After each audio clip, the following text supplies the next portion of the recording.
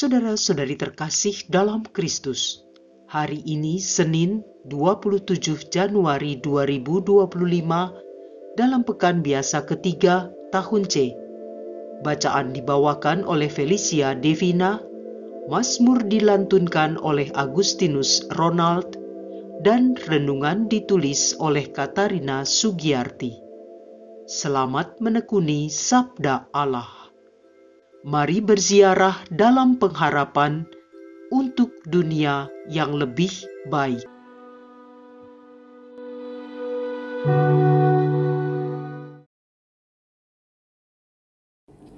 Dalam nama Bapa dan Putra dan Roh Kudus, amin. Allah Bapa yang Maha Kasih, kami bersyukur atas kesempatan yang Kau berikan untuk mendengarkan sabda-Mu pada hari ini. Bukalah hati dan pikiran kami agar mampu memahami kebenaran yang Engkau sampaikan melalui bacaan hari ini. Ya Tuhan, mampukan kami untuk selalu mengenali karya Roh Kudus dalam hidup kami dan menjauhkan diri dari prasangka, dosa, dan perpecahan. Ajarilah kami untuk hidup dalam persatuan dan kasih sebagaimana Engkau kehendaki. Utuslah Roh Kudus-Mu, ya Bapa, agar sabda yang kami dengarkan hari ini meneguhkan iman kami, mengubah hati kami, dan menguatkan kami dalam menjalani hidup sebagai saksi kasih-Mu di tengah dunia. Dalam nama Yesus Kristus Tuhan dan Penyelamat kami berdoa. Amin.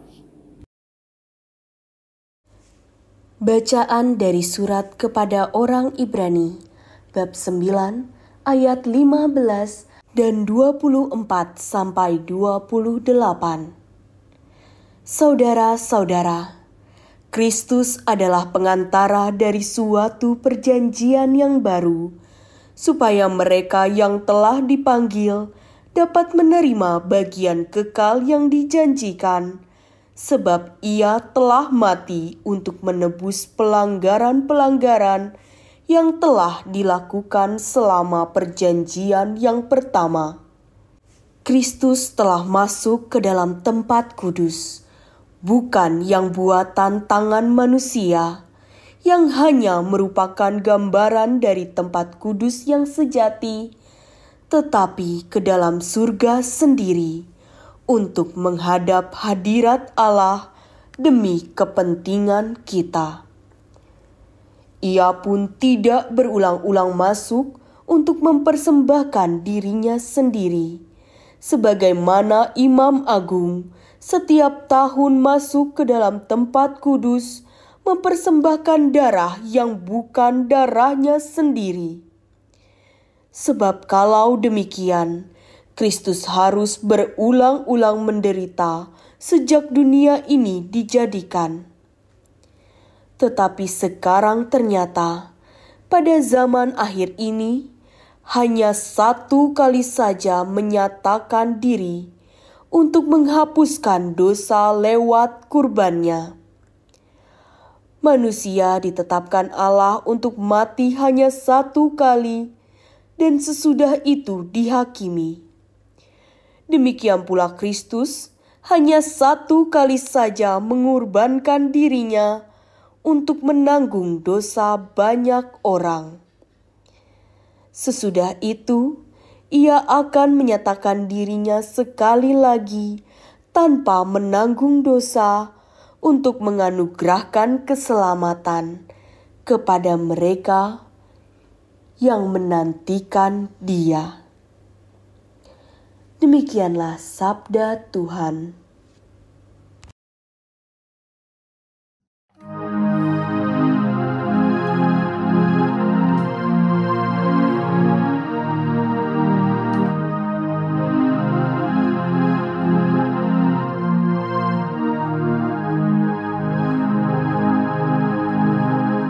Nyanyikanlah lagu baru bagi Tuhan, sebab Ia telah melakukan karya-karya yang ajaib.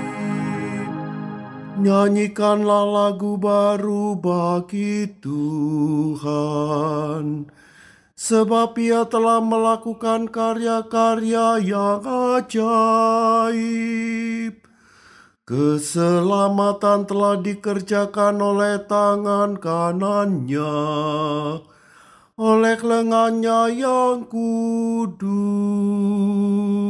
Nyanyikanlah lagu baru bagi Tuhan, sebab Ia telah melakukan karya-karya yang ajaib. Tuhan telah memperkenalkan keselamatan yang datang daripadanya. Ia telah menyatakan keadilannya di hadapan para bangsa. Ia ingat akan kasih dan kesetiaannya terhadap kaum Israel. Nyanyikanlah lagu baru bagi Tuhan, sebab Ia telah melakukan karya-karya yang ajaib. Segala ujung bumi telah melihat keselamatan yang datang dari Allah kita.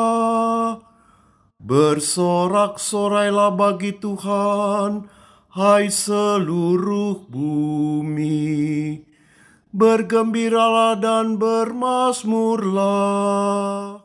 Nyanyikanlah lagu baru bagi Tuhan, sebab Ia telah melakukan karya-karya yang ajaib. Bermazmurlah bagi Tuhan dengan kecapi dan lagu merdu, dengan nafiri dan sangkakala yang nyaring. Bersorak-sorailah di hadapan Raja, yakni Tuhan. Nyanyikanlah lagu baru bagi Tuhan, sebab Ia telah melakukan karya-karya yang ajaib.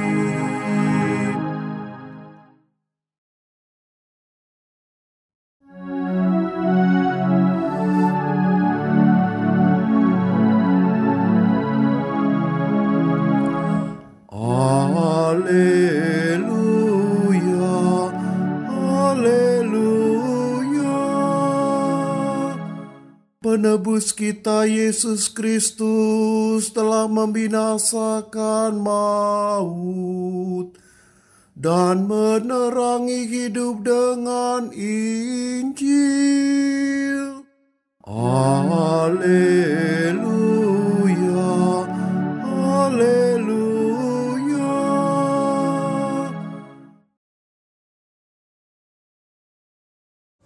Inilah Injil suci menurut Markus, bab 3 ayat 22 sampai 30. Pada suatu hari datanglah ahli-ahli Taurat dari Yerusalem dan berkata tentang Yesus, "Ia kerasukan Beelzebul."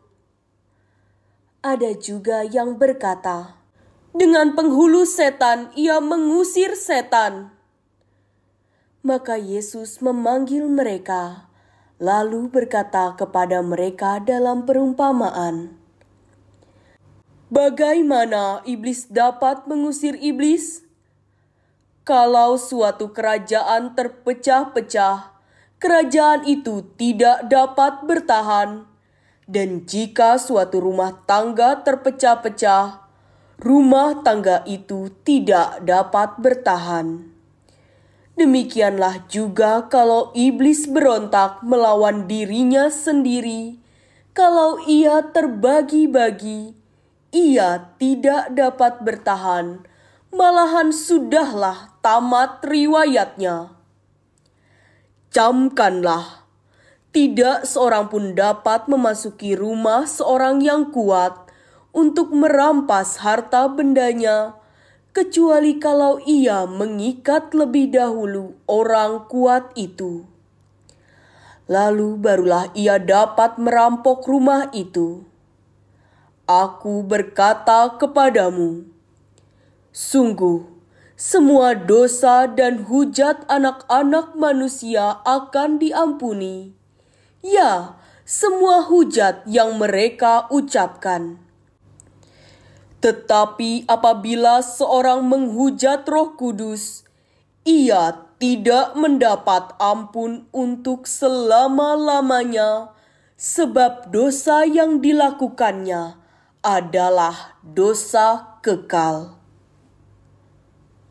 Yesus berkata demikian karena mereka bilang bahwa ia kerasukan roh jahat.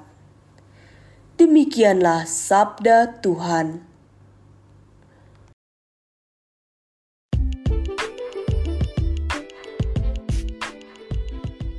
Panggilan untuk menerima rahmat keselamatan. Renungan dibawakan oleh Katarina Sugiyarti. Bacaan hari ini saling melengkapi antara bacaan pertama dengan bacaan Injil. Dari Injil Markus, Yesus menjelaskan bahwa pekerjaannya adalah bagian dari kerajaan Allah, bukan kuasa kegelapan.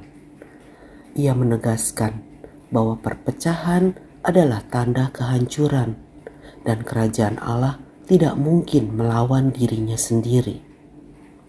Yesus juga memperingatkan tentang bahaya dosa yang menghujat Roh Kudus, yaitu dosa menolak secara sadar dan terus-menerus karya penyelamatan Allah. Yesus dengan jelas menunjukkan bahwa perpecahan bukanlah ciri kerajaan Allah. Sebaliknya, kasih dan kesatuan adalah nilai-nilai yang mendasari kehidupan orang beriman. Dalam bacaan pertama, yaitu dari Ibrani, Kristus sebagai perantara perjanjian baru dan kurban yang sempurna. Surat kepada jemaat Ibrani ini menjelaskan bahwa Yesus adalah imam besar yang membawa keselamatan dengan mengorbankan dirinya sekali untuk selama-lamanya. Dia tidak memasuki tempat kudus buatan manusia, tetapi ke surga itu sendiri sebagai perantara yang menyelamatkan umat manusia dari dosa. Kristus menanggung dosa banyak orang dan akan datang kembali untuk menyelamatkan mereka yang menantikannya. Kedua bacaan ini menekankan bahwa karya Yesus bertujuan untuk mempersatukan manusia dengan Allah. Dalam Markus 3, Yesus membongkar kebohongan bahwa karyanya berasal dari kuasa kegelapan. Sebaliknya, karyanya adalah bagian dari kerajaan Allah yang membawa keselamatan dan pemulihan. Sedangkan dalam Ibrani 9 menegaskan bahwa penyatuan ini diwujudkan melalui pengorbanan Kristus yang mendamaikan manusia dengan Allah. Begitu pula dalam Markus 3, Yesus memperingatkan tentang dosa menghujat Roh Kudus, yaitu menolak karya Roh yang memulihkan dan menyelamatkan. Dalam Ibrani 9 melengkapi hal ini dengan menggambarkan bagaimana Kristus menjadi jalan keselamatan yang sempurna. Menolak karya Kristus adalah kehilangan kesempatan untuk menikmati buah pengorbanannya. Dalam Markus 3, Yesus juga menunjukkan bahwa ia memiliki kuasa untuk mengalahkan iblis, simbol perpecahan dan dosa. Sedangkan dalam Ibrani 9 dikatakan kuasa Kristus terlihat melalui pengorbanannya yang sempurna, yang tidak hanya menghapus dosa, tetapi juga menghancurkan belenggu dosa yang memisahkan manusia dari Allah. Kristus adalah perantara perjanjian baru yang memulihkan hubungan manusia dengan Allah. Kedua bacaan ini membawa kita kepada pengharapan besar dalam iman Katolik bahwa Kristus telah mengalahkan kuasa dosa dan menyediakan jalan keselamatan. Dalam Markus 3 menekankan perlunya kita untuk menerima karya Roh Kudus. Sementara di Ibrani 9 menunjukkan hasil akhir dari karya keselamatan itu, yaitu hidup kekal bersama Allah. Untuk kita renungkan dalam kehidupan kita sehari-hari. Apakah saya sering menilai orang lain berdasarkan prasangka atau ego saya? Apakah saya berusaha menjaga persatuan dan keharmonisan dalam keluarga, paroki, atau komunitas saya? Apakah saya terbuka untuk bimbingan Roh Kudus atau justru menutup hati karena rasa sombong atau takut? Marilah kita berdoa. Ya Allah yang Maha Kasih, Engkau telah memanggil kami untuk hidup dalam kasih dan persatuan. Bantulah kami untuk selalu membuka hati kami kepada bimbingan Roh Kudus-Mu dan menjauhkan diri dari dosa yang memecah belah. Jadikanlah kami alat kasih-Mu yang membawa damai di tengah dunia. Jiwa Kristus, kuduskanlah aku. Tubuh Kristus, selamatkanlah aku. Darah Kristus, sucikan aku. Air dari lambung Kristus, basuhlah aku. Sengsara Kristus, kuatkanlah aku. Yesus yang murah hati, dengarkanlah aku. Dalam luka-luka-Mu, sembunyikanlah kami. Jangan aku dipisahkan daripadamu ya Tuhan. Terhadap musuh yang jahat, lindungi aku. Di waktu ajal, terimalah aku. Supaya bersama para kudus, aku memuji-Mu untuk selama-lamanya. Amin. Dalam nama Bapa dan Putra dan Roh Kudus. Amin.